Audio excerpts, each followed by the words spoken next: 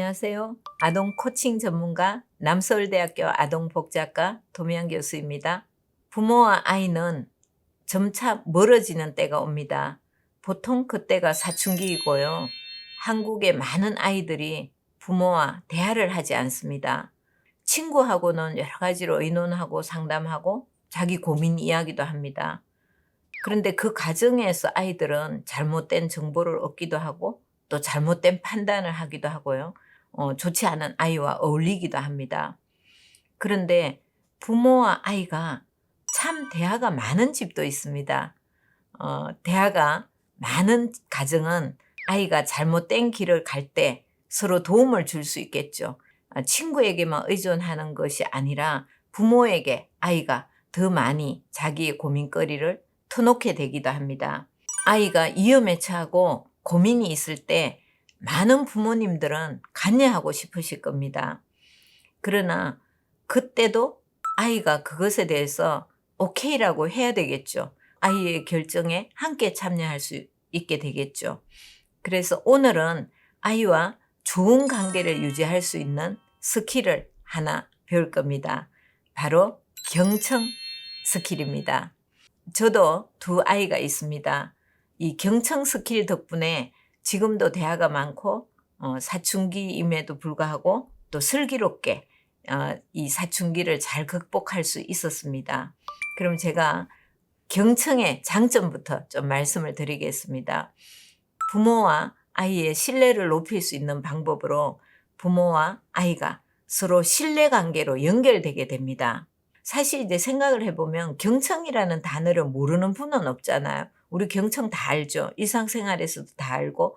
그런데 이 경청하고 그냥 듣는 것하고 차이가 있습니다. 그럼 어떤 차이가 있을까요?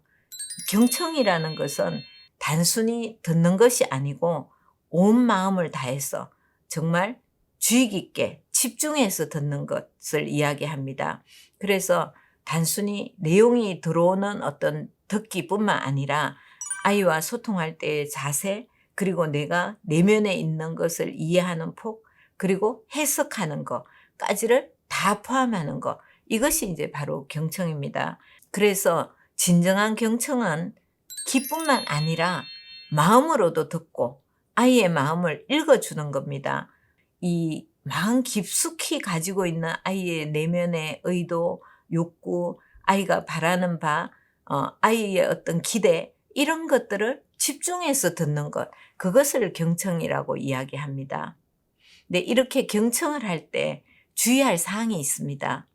먼저 입보다는 귀를 가져야 합니다. 우리가 다 알다시피 귀는 두 개고 입은 하나잖아요.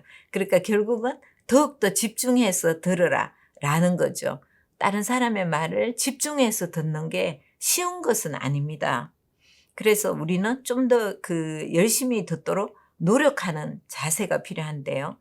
이때 수동적으로 듣는 것이 아니라 적극적인 자세로 들어야 합니다. 정말 내가 들리는 소리뿐만 아니라 자세히 관찰하고 저것을 말하려는 의도는 뭘까? 의미는 뭘까? 그것에 포함되어 있는 깊은 뜻은 뭘까? 이것까지도 다 들으려는 자세. 이것이 바로 적극적인 듣기입니다. 그리고 이렇게 경청하는 데 있어서 가장 어려운 것은 뭐냐 하면 바로 우리가 말하고 싶은 욕구입니다. 다 우리는 말을 하고 싶습니다. 그 말을 해주면 마치 나는 좋은 사람이 된 듯한 착각이 들기도 하고요. 그러니까 우리가 부모의 에고를 충족한다고 하는데 멋진 말 하는 거죠. 네가 잘 살기 위해서 이렇게 해야 돼, 이렇게 해야 돼 하면 나는 어른으로서 할 일을 다 한 것 같은 생각이 들지만 실질적으로 듣는 사람은 조금 꼰대 같은 소리를 또 하네? 이런 생각을 가질 수도 있습니다. 여러분이 말하고 싶은 욕구를 좀 내려놓으시고 더욱더 듣는 것에 집중하는 것이 더욱더 필요합니다. 자, 그럼 아이의 마음을 얻는 경청 방법 4가지 말씀드리겠습니다. 첫째, 모든 이야기에 긍정을 해주세요.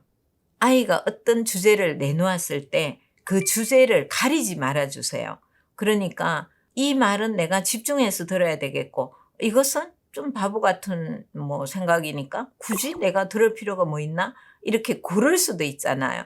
그러니까 아이가 학교 갔다 오고 난 이후에 엄마 내가 친구랑 만났는데 어쩌고 저쩌고 하면 아 그거는 뭐 그냥 늘상 하는 말인데 내가 뭐 그렇게 집중해서 들을 필요 있나? 하고 근성으로 들을 수도 있죠. 그러니까 주제에 관계없이 늘상 열심히 들어야 된다라는 겁니다. 물론 우리가 바쁘고 일상생활에서 아이가 하는 모든 이야기에 집중하기 어려울 수도 있습니다. 그러면 여러분이 그냥 아이에게 양해를 구하세요. 미안한데 엄마가 지금은 조금 바쁘니까 10분 이에 이야기하면 안 될까? 차라리 이렇게 솔직하게 자기 상황을 이야기하고 들을 수 있을 때 집중해서 듣는 거 그것도 하나의 방법입니다. 부모 입장에서 생각할 때는 이건 뭐 인생에서 하등에 도움이 안 될 것 같은 그런 주제 있잖아요. 그냥 뭐 정말 연예인 이야기라든지 게임 이야기라든지 그런 이야기도 열심히 경청해 주면 아이는 마음을 열게 됩니다. 그게 바로 아이의 마음을 여는 첫 관문이 될 수 있다는 거죠. 결국 정말 중요하지 않고 좀 시시한 이야기일 수도 있지만 그것이 정말 중요한 핵심으로 이어질 수도 있다는 거. 이게 정말 중요합니다. 다음 두 번째, 공감하고 질문하며 적극적으로 청취해 주세요. 그러니까 아이가 이야기할 때 공감을 해 주시는 게 정말 중요한데요. 사실 이제 저희 아이도 게임 이야기를 많이 해요, 저한테. 엄마 나 게임해서 정말 져 가지고 오늘은 3번이나 졌어. 그래서 진짜 기분이 안 좋아. 이렇게 했을 때 야, 네가 오늘 3번이나 졌어. 기분이 정말 안 좋구나. 반응해 주시는 거죠. 공감해 주는 거죠. 그런데 물론 이렇게 하실 때도 여러분이 이미 반영적 경청해라. 그다음에 뭐 먹구나, 뭐뭐 했구나 이런 말을 많이 하기 때문에 알고 계시니까 하실 수도 있는데요. 그렇게 했더니 우리 애는 별로 안 좋아하던데요. 이런 그 이야기 들으신 적도 있으실 거예요.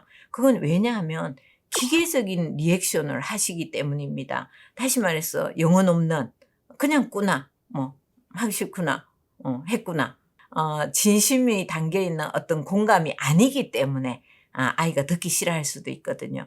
그래서 여러분이 리액션을 진심 어리게 리액션 하시는 거 중요합니다.